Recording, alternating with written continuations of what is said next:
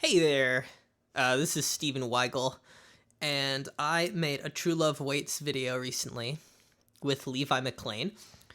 You can check it out on my channel, and you can check out an in-depth making it on his, which is really neat. I wanted to add to that, making it a little bit, with some more explorations on the lumitone where we can compare different intonations.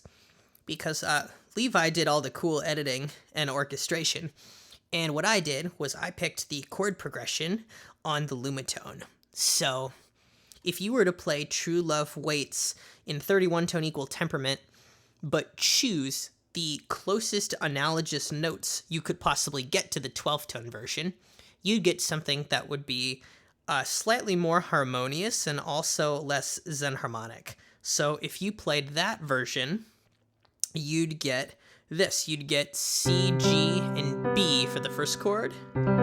In these examples, I've anchored C all to the same note so that we compare across the Cs, like the intonations of the next chords will change. So we've got C, G, B for the first chord. Played like this, right? Cool syncopated rhythm. We'll skip ahead a little bit. And then next we would have like an A, G, C chord, like an A minor without the 7th. And then next we would have an A flat major 7 without the 5th. So this would be A flat, G, and C. So that would be what would happen if we picked the closest notes.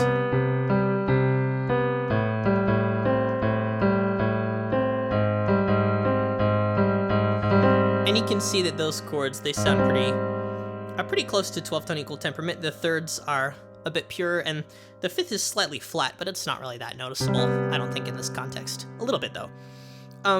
Now, what I did to change it was I made some things super major and some things sub minor so that it would exaggerate a distance in the bass, which Levi talks about in his video. So I changed, there's 3 notes in the thing that I played that I changed.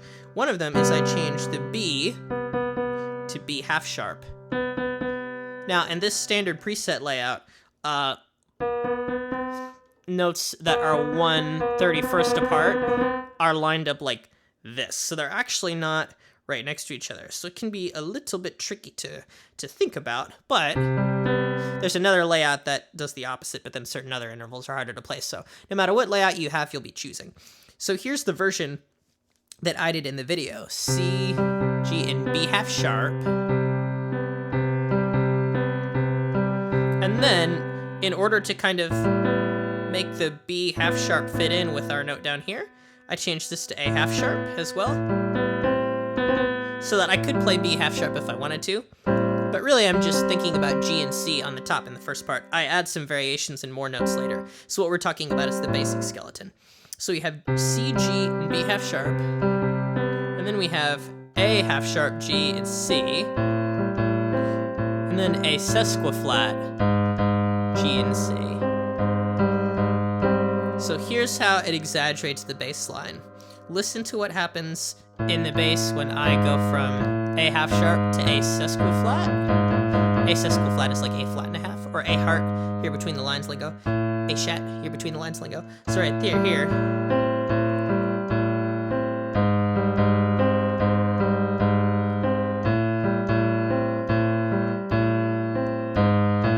So that distance now sounds unusually wide, but not wide enough to count as a major second.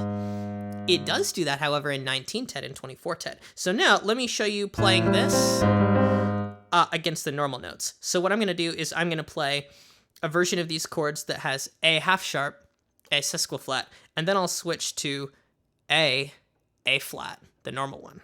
So here we go.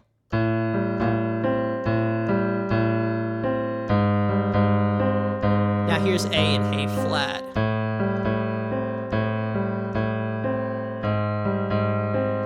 Hear the difference? So here's A half sharp.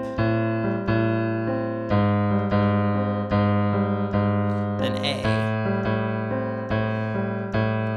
Then A flat.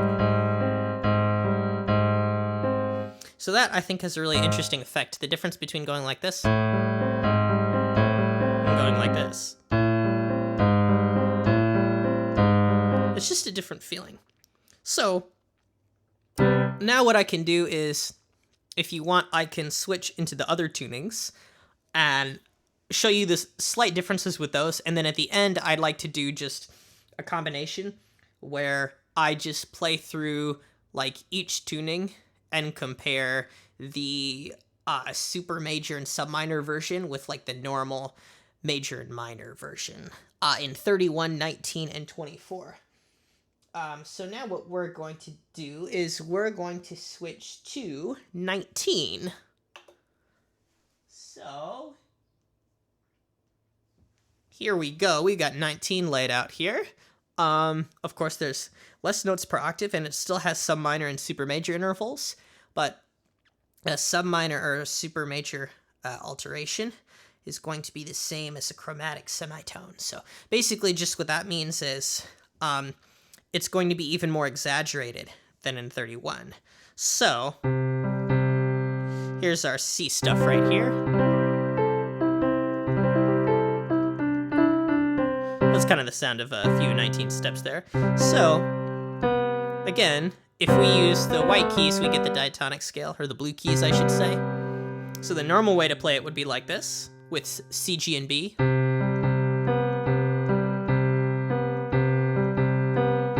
And here's A, G, C. And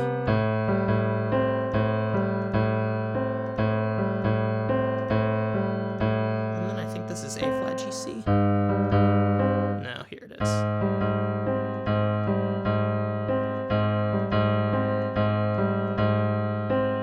So you can see those are pretty normal sounding chords.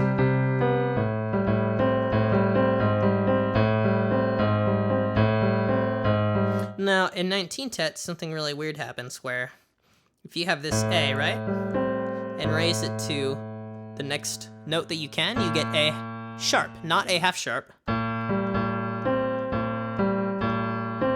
But it still has a subminor quality here, more exaggerated. And then you don't get a sesquiflat on the bottom either. You get a double flat. So if this is A and this is A flat, A flat, A double flat. And now look, that's echoed up here because we can do it. So that means that on the layout, you can also see that A sharp and A double flat, that's some kind of crazy unison if you notate it as those A's, but it's also the same as a major second. So 19 tone exaggerates this so much that you get a major second in the bass instead of a neutral second. So here's the normal version again, and then I'll play the weird version.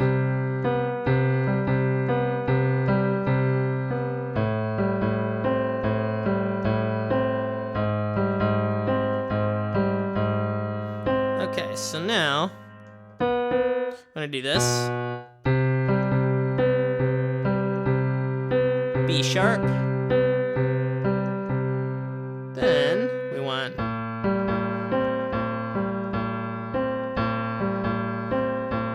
and now a double flat.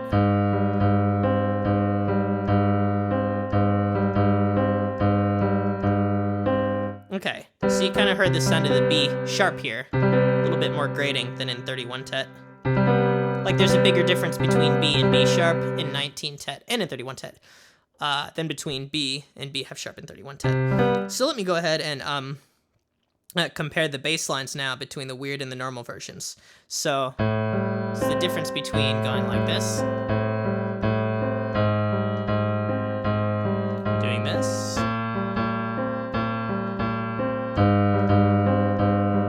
so here that is again, normal version. A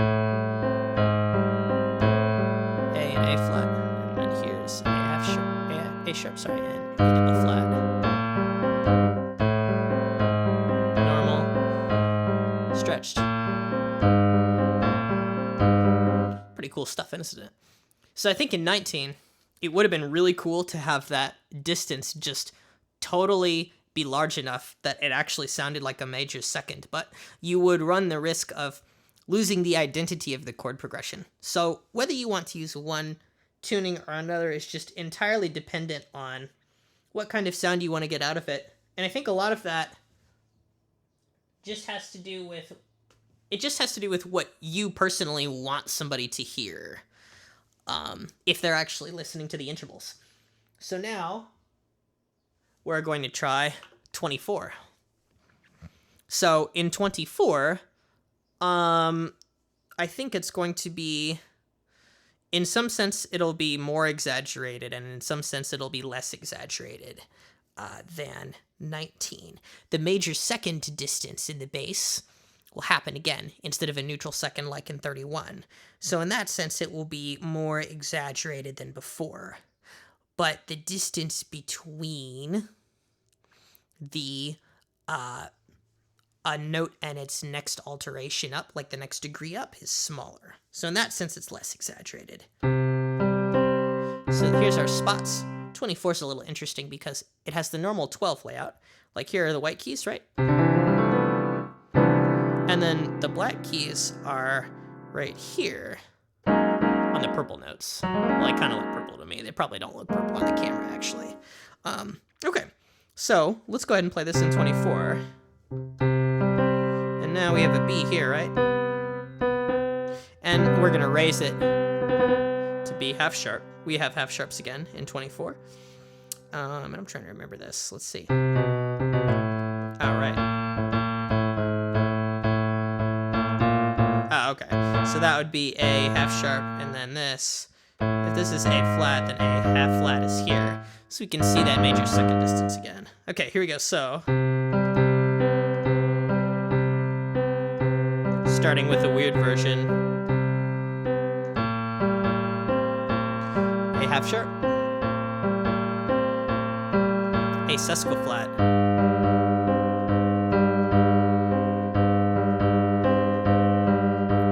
You can hear that the super major seventh in this is so close to an octave that it's starting to not be as major seventh-like as you might want if you wanted to trick someone into thinking it was a major seventh. So right here, when we're back, let's play the normal version. The normal version is all on white keys, and then it has one purple key for A flat. So CGB is here. And here's AGC.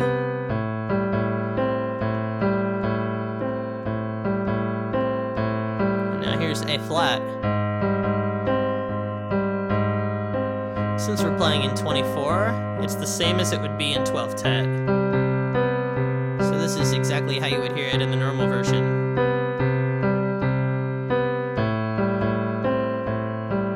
Skip a little bit, A flat. Now let's do the weird version and do B half sharp. There you go, that sounds higher, doesn't it? Now let's make the switch. Here's A half sharp.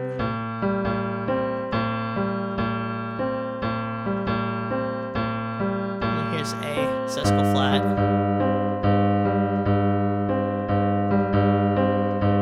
And back to C.